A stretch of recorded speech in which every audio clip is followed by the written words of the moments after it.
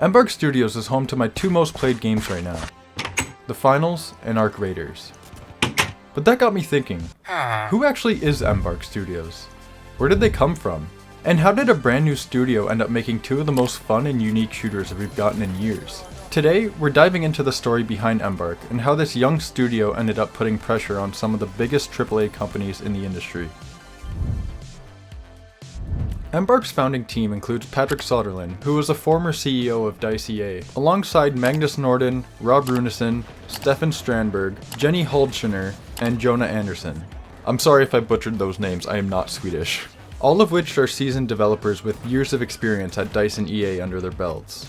Patrick Soderlund noticed that big studio development had grown inefficient. He noted that at EA, the answer to a problem was often to just put more people on it, ballooning teams into hundreds, and he felt that it could be counterproductive.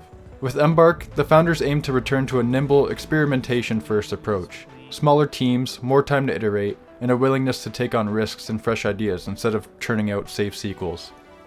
From day one, Embark had the backing of Nexon, a major online game publisher known for titles like MapleStory, that invested in new studios early and took on publishing duties for its future games. Nexon's support gave the studio financial stability. Meanwhile, Nexon looked at Embark as a way to expand their games in the Western markets. Soderlund actually even joined Nexon's board, which leads me to believe that they have a pretty close partnership. I like to think of Embark as a AA company that has the passion of an indie studio, but the ability to make AAA games. The studio was explicitly founded to do something about the stagnation its team saw in big budget gaming. They noticed that indie developers were innovating, while AAA studios often played it safe with endless sequels and rehashes. So their vision was to combine the innovation mindset of an underdog with AAA ambition. To achieve this, Embark leaned heavily into new technologies and new development methods as well. Soderlund highlighted the advancements in AI and thought about how they can put that into their games.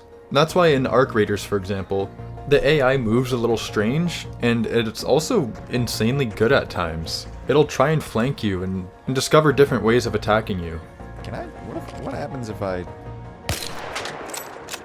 So they will aggro from here, huh? Oh my Jesus Christ! Oh my god! And I killed myself. That's because the enemy AI in Arc Raiders was done by machine learning. It spent hours and hours trying to figure out how to just walk, how to attack, how to do all these things. And as far as I'm aware, this is the only game that has done machine learning for enemy AI. Let me know in the comments if I'm wrong, but this strategy for their AI made it so cool and innovative. Another example of new technologies in their games is the Finals. All of the destruction is server-side, so every player sees the same collapsing building the same way. So everyone gets to move around the environments the same because everyone sees the same thing. Oh yeah, that reminds me. Let's talk.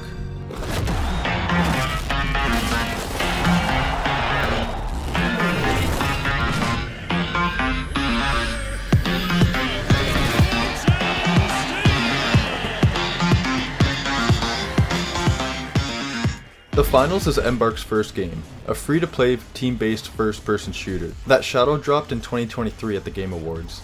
The game put a lot of emphasis on its destruction physics and kind of became the selling point for the Finals, which is a feature that immediately harkens back to the Battlefield tech of Embark's developers. The twist is the game's TV-like competitive premise.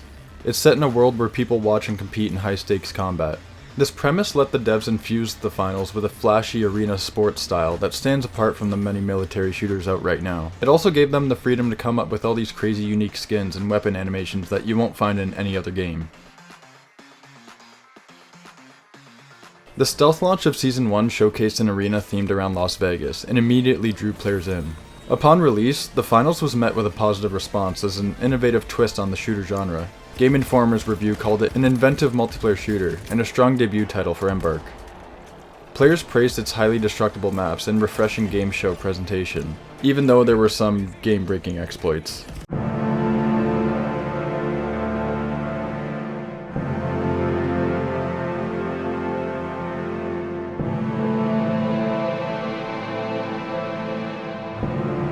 Overall, this game marked an impressive first outing for Embark, proving that the ex-DICE team could apply their expertise to a completely new IP and style.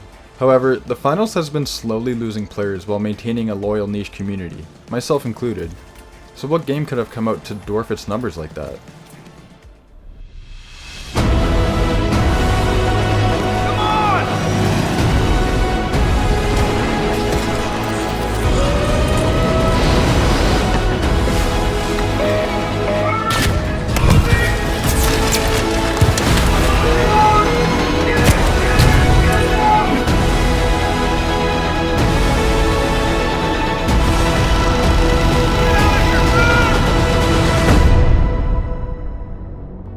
Embark's second major project is Arc Raiders, a sci-fi shooter that has an interesting journey.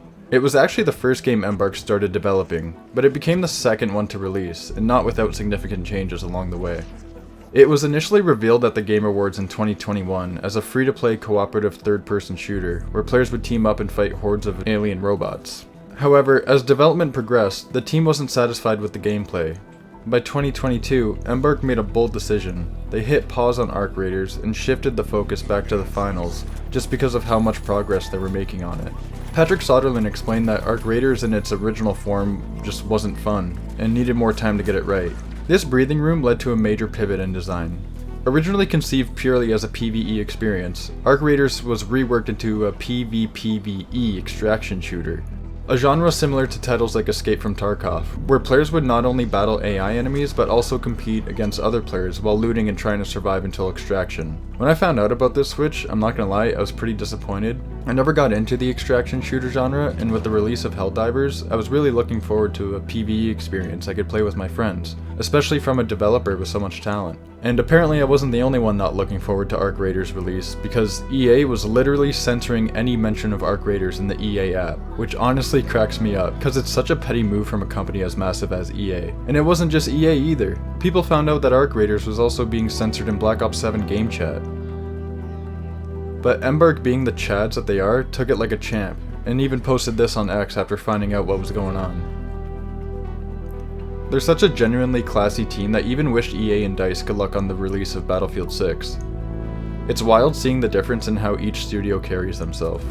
So after several rounds of closed testing and even a public tech test, Arc Raiders officially launched on October 30th, 2025. By the time it released, anticipation was high, and the final product more than delivered. The game arrived running on Unreal Engine 5 with a high level of polish, and it was met with very favorable reviews from critics. Reviewers praised Arc Raiders as an engaging mix of PvE and PvP, its striking visuals, its audio design, and just about everything else. In fact, taking the extra time seems to have paid off enormously. Within just 2 weeks of launch, Arc Raiders sold over 4 million copies worldwide, and its peak concurrent player count on PC shot into the hundreds of thousands. Those are impressive numbers for a new IP, especially one that had a rocky road to release. In just a few years, Embark Studios has evolved from a small startup to a developer with 2 high-profile titles under its belt. A core strength of the studio is its development approach. Embark has shown that it's willing to course-correct an entire game and overhaul a project if it isn't fun, a flexibility that's not always available to larger studios. The team's extensive AAA background hasn't made them set in their ways. Instead, they're being proactive about trying new approaches, whether that's embracing new game genres like shifting Arc Raiders into an extraction shooter, or utilizing new tools and tech. Looking ahead, Embark Studios is now an established part of Nexon's family, and it's stated that they plan on supporting the finals and Arc Raiders for years. The company also hinted early on that it had several projects in development, so it wouldn't be surprising if new games or creative tools from Embark surface in the coming years. They've established very passionate communities, and I'm proud to be a part of it. Thank you so much for watching till the end of the video. If you enjoyed, please consider subscribing, as it goes a long way for a small channel like mine. Leave a like and a comment down below on what your thoughts are on Embark Studios. I'll see you in the next one. Cheers!